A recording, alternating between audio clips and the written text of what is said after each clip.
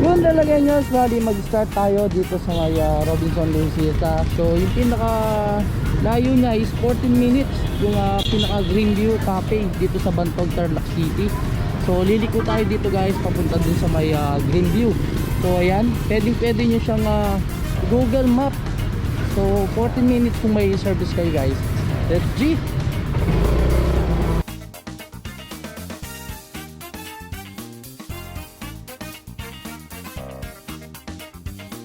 So yung pinaka Greenview Cafe, al fresco dining siya.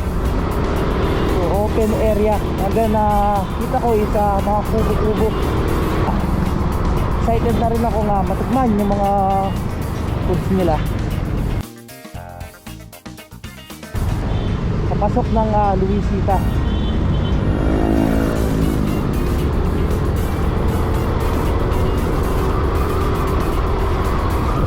Pinakalayo niya talaga nyo is nasa 7.7 kilometers. So yun nga, sabi ko kanina, maabot pa ng 14 minutes yung gain natin mula sa may Luisita.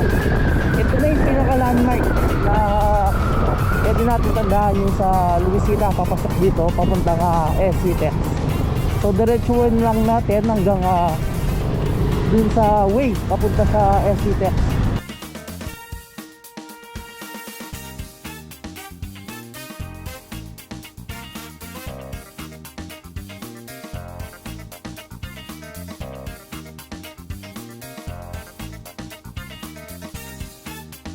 Dire-diretso pa rin tayo no talaga. So ito yung barangay Padete. Yun siya.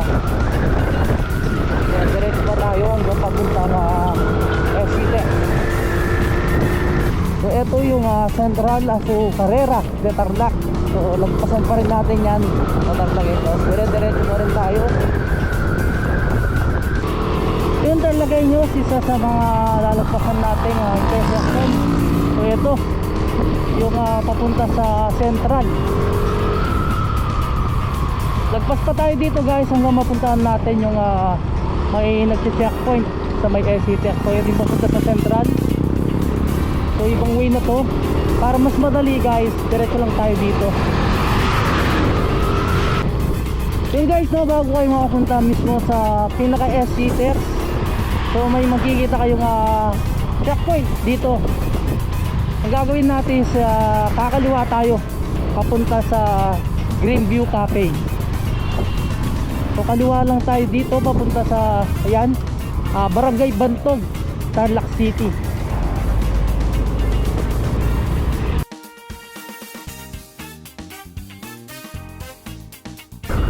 Ito na talaga nyo, dito na tayo sa Barangay Bantog dito sa Tarlac City, Tarlac.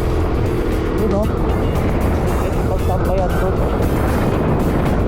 Konti-konti na lang guys, mararating na natin yung Cafe. So yun, bali mag-turn right na tayo dito. So magmula dun sa may arko ng Barangay Bantog, pasok lang tayo dito. And then malapit na lang yung Greenview Cafe.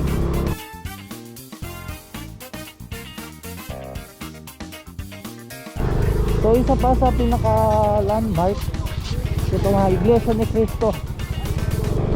Diretso lang tayo guys. Ayun, makikita mo na may mga banderitas yung Greenview Cafe.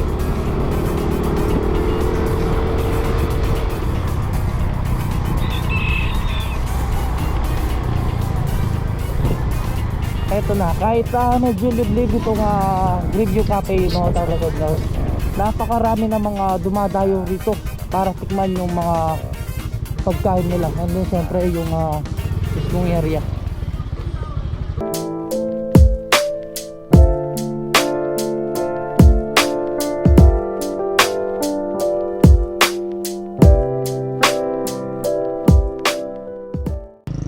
What's up Tarlaceños? My name is Alvin Bautista of Exploring Tarlac. So for today's video guys, nandito tayo sa Greenview dito sa Barangay Bantog. Nag-open sila guys ng 11 AM until 9 PM. So check natin yung pinakaloob and then kung ano ba yung mga ino-offer nilang foods dito. So pasok na tayo guys, papakita ko sa inyo yung area. Tara. So ayan siya, bali al fresco dining. And then sa bilang side, yan, pinaka parang garden or alamanan ng Greenview. So dito sa area na to guys, pwede rin kayong mag picture taking. And then syempre meron din silang duyan. Ayan siya. So later check natin guys kung ano ba yung itsura niyan kapag may pailaw na siya. Oops. So check muna natin yung pinakaharapan. Ito na yung al fresco dining guys, no. So welcome to Greenview Lunch, Eat and Chill. So sa lahat ng mga plantitos at plantitas dyan, for sure magugustuhan nyo itong pinakalugar. So ito, may isang area sila dito na may kubo. And then syempre may tables and chairs. Napakaluwang nung area guys. And then yung kanina nga, yan, makikita tayo dyan yung sa palayan. Tinawag siyang Greenview Cafe. So may mga ibang tables and chairs din sila dito. And then dito sa kabilang side, eto na yung mga kubo-kubo nila.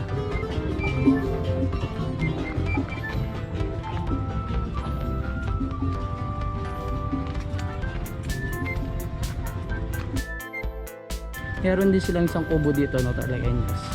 Nice.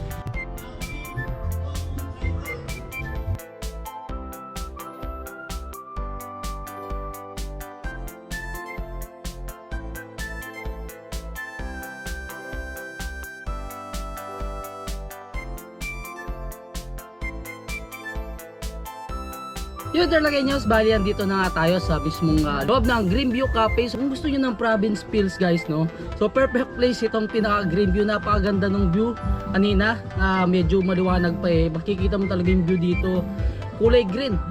Syempre napapalibutan siya ng kabukiran and then yung palayan. So, alam ko guys, no, excited na ang lahat na tikman itong mga pinrepare na foods ng Greenview Cafe. Dito lang yan sa Barangay Bantog, Tarlac City, Tarlac guys. Una natin titikman itong pasta nila. So ito yung pinaka tuna pasta. Oh.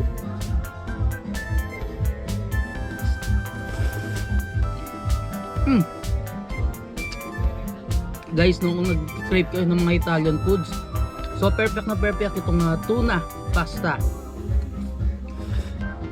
Next na titikman natin itong syempre itong finger foods nila. So yan, may available silang nachos. Oh. And then syempre, no, tikman muna natin itong milk tea nila. So ito yung pinaka winter melon.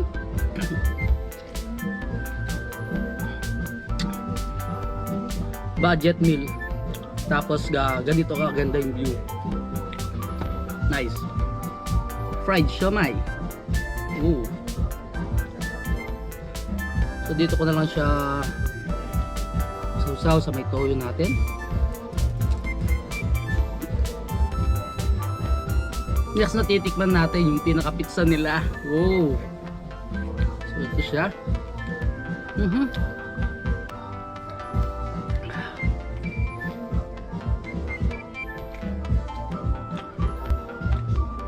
Ang sarap niya guys. Budget bill lang naman sila guys. Lahat ng to. So worth it yung pagpunta nyo dito sa Greenview Cafe. So punta na kayo guys. Next natin titikman itong mga chicken nila. Oh. Ito yung soy garlic nila.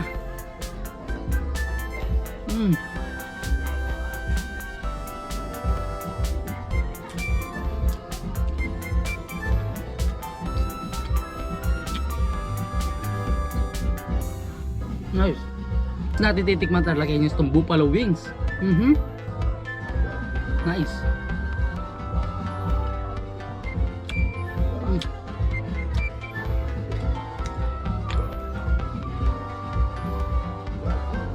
Imagine no talaga nyo sa ganito kasarap yung foods. Napakaganda ng view. So next natin titikman guys yung burger nila. So syempre alam ko curious na kayo sa lasa ng chicken din sa hito nila. Ito syempre yung talong. Ito yung pang pinali natin no talaga nyo. So mamaya magkakamay ako. So excited ko na rin tikman to. So yan, tikman muna natin itong french fries.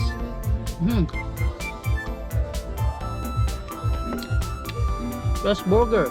89 pesos guys. French fries, drinks and burger.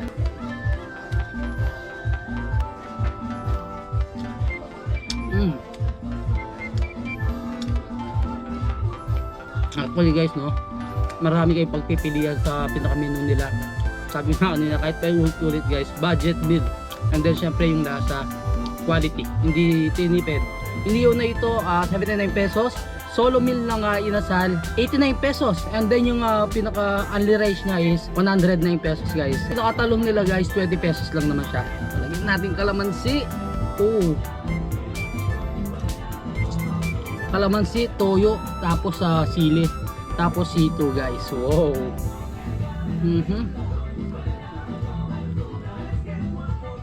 Nice.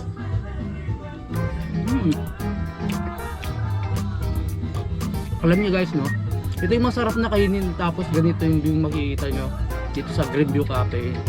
Wow, lalo na pag nasa bukid ka, ganito lang yung pagkain, the best. Ako actually no talaga nyo sa yung ito talaga, favorite ko yan. So kahit fried yan or inihaw, the best para sa akin. Sarap.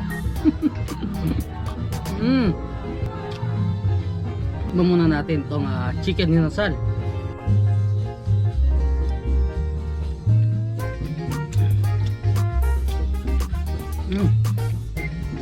Masarap guys ng chicken inasal.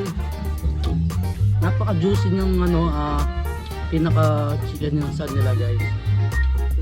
Hindi dry yung manok.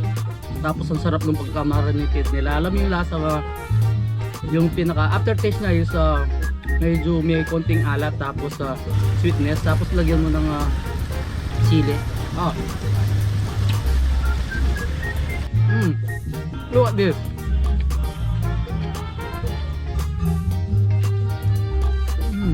Kamates, sibuyas, hito. Oh. Tapos lagyan natin talong.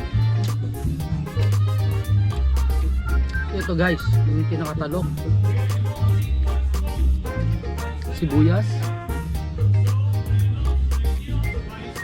hito, tapos lagyan natin ng sili. Wow.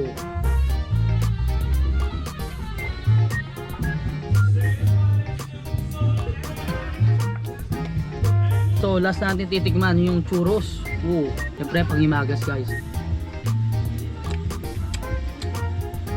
May chocolate sa taas. Kung naghahanap pala kayo ng venue, pwede kayong mag-place dito sa mismo sa Greenview Cafe. So 5,000, minimum 5,000 guys. Consumable yon, so i-prepare nila yung lahat ng food sa worth 5,000 pesos. And then yung capacity nung pinaka place is nasa 50 packs guys. Perfect na perfect yung isang area nila doon. So nakabubong naman siya, nakaayos, and then may mga tables and chairs. So may birthday, christening, intimate wedding guys, pwede. Kung hindi naman ganun karami yung mga bisita nyo, inulit ko 50 packs yung capacity nila. And syempre no, talaga nyo, huwag yung kalimutang i-follow yung kanilang Facebook page, and then syempre by contact number naman sila dyan kung gusto nyo pa reserve. And then yun nga, kung may events kayo, pwede nyo silang kontakin sa mismong Facebook page nila. Hanggang dito na lang. Don't forget to subscribe, like, comment, and click the notification bell para updated kayo sa lahat ng videos ko. And then syempre huwag nyo kalimutang i-share itong video to, no, na merong ganitong masarap and then budget meal na kayo nandito sa Barangay Bantog, Tarlac City, Tarlac. So 50 minutes lang yung layo niya sa Luisita guys. Worth it yung pagpunta nyo dito. Until our next vlog, peace out.